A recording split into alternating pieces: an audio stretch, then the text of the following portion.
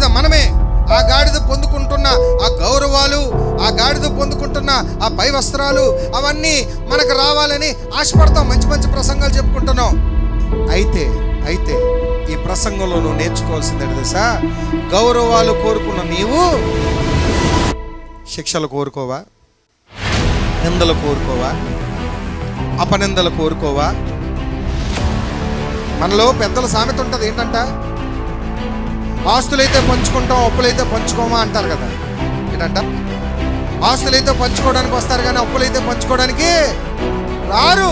అదే వాస్తవం జరుగుతుంది. మనం కూడా క్రీస్తు అనుగ్రహించే మేలైన మెరుగైన జీవితము, ఆశీర్వాదములు, గొప్పతనాలు కోరుకుంటున్న సంగమా, అదే క్రీస్తు సిలువ మీద మరణించారు, సిలువెక్కి శ్రమలు పొందుకున్నారు. ఆ శ్రమలు కోరుకోవడానికి నీకు తెగు ఉందా? ఆసక్తి